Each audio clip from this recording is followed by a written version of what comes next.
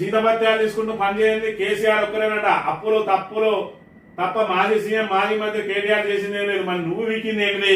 1,52,000 కోట్లు అప్పు చెప్పినావు. మరి ఇక్కడ అక్కడ చూసుకున్నట్టయితే చేసింది ఏమీ లేదు అని చెప్పడానికి నువ్వు కూర్చున్న సచివాలయమే కేసీఆర్ కట్టింది.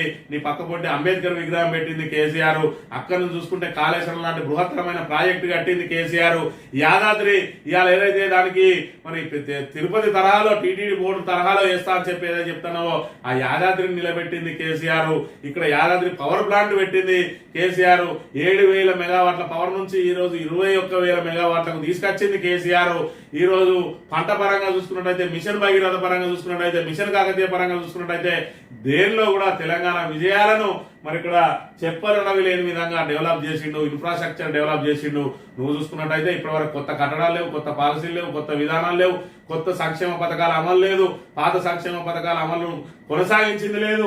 1,52,000 కోట్లు మరి నీ ద్వారా రోజు నిత్యం అన్నదాతల ఆత్మహత్యలు, ఇక్కడ చూసుకున్నట్టయితే విద్యార్థుల మృతులు, ఆటో డ్రైవర్ల ఏదైతే ఆత్మహత్యలు ఇంకా సర్వం జరుగుతా ఉన్నాయి.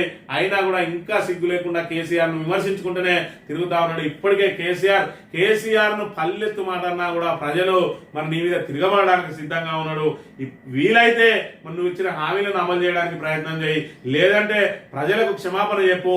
మరి ఇక్కడ మేము దాన్ని కొనసాగించలేకపోతా ఉన్నాం, మాకు ఇంకా సమయం కావాలి, మేము ముందుగాలు మరి ఇక్కడ గాడిన పడేయాలంటే ఆదాయం పూర్తిగా పడిపోయింది, మా అస్తవ్యస్త నిర్ణయాలు తోటి మేము సరి చేసుకుంటాం, మాకు అవకాశం అని చెప్పి అసెంబ్లీ సాక్షిగా ప్రజలకు క్షమాపణ చెప్పాలి తప్ప ఇంకా కేసీఆర్ తిడితే ఇంకా కాంగ్రెస్ అధపాతాలానికి పోతుంది. ఆ కాంగ్రెస్ తిట్టే తిట్లను చూసే నువ్వు ఏదైతే ఆ కాంగ్రెస్ అధిష్టానం దుట్టే తిట్లను చూసి కేసీఆర్ మీద మాట్లాడితే కాంగ్రెస్ కు పుట్టగతులు ఉన్నాయని నిన్ను మార్చడానికే మరి ఇక్కడ ప్రయత్నం చేస్తా ఉన్నా. ఇంకా నిస్సిగ్గుగా కేసీఆర్ విమర్శిస్తున్న తీరును తెలంగాణ సమాజం అంతా కూడా గమనిస్తా ఉన్నది.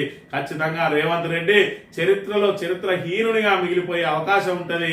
మరి అది మానుకొని 6 గ్యారంటీలు అమలు ఏ విధంగా చేయాలనే ప్రయత్నం చేయాలి, మరి ఆదాయాన్ని ఏ విధంగా గాడిలో పెట్టుకోవాలి, అప్పులు చేయకుండా ప్రభుత్వాన్ని ఏ విధంగా నడిపియాలనే మరి ఇక్కడ ప్రయత్నం చేయాలి తప్ప ఇంకా గత ప్రభుత్వం మీద చిల్లర భాషతోటి చిల్లర మాటలతోటి కేసీఆర్ మీద కక్ష సాధింపుతోటి ఆయన మీద భూత పురాణంతో మాట్లాడితే కాంగ్రెస్ తుడిచిపెట్టుకోపోతుంది. ఇంకా 40 ఏళ్ళు 50 ఏళ్ల వరకు కూడా మన కాంగ్రెస్ తెలంగాణలో మరి అడుగుపెట్టే అవకాశం ఉన్నదని మరి ఈ విషయం అంతా అధిష్టానం గమనించింది కాబట్టి నిన్ను తొలగించే ప్రయత్నం చేస్తున్నానని చెప్పి గమనించాలని కోరుతూ